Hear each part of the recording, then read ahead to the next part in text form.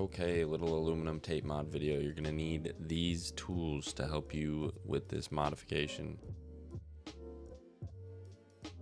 I assume most people know how to take the base plate off of a mouse, but I'm showing you anyways.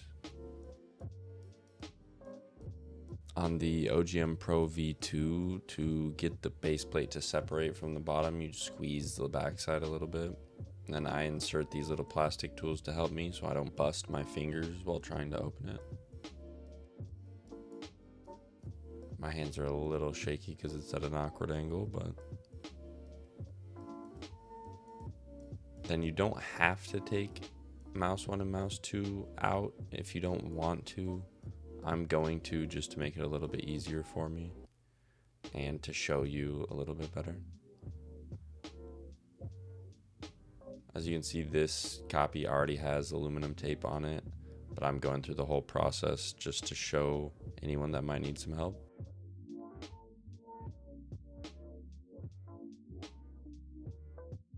Cut up some of your aluminum tape. You try and get it into a little tiny square if possible. It doesn't have to be perfect, but the more you can match the size of the click post, the better.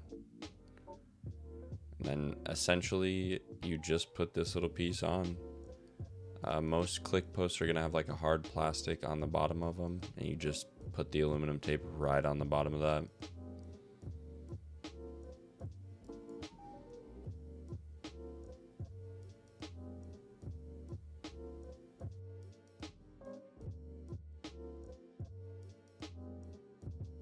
As I'm screwing this back in, I can say on the sides of the posts, if you have side to side wiggle, you can also add aluminum tape on the side of the click posts.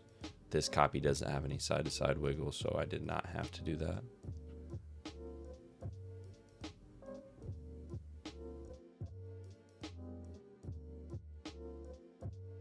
Click it back together and wabam, we're in business.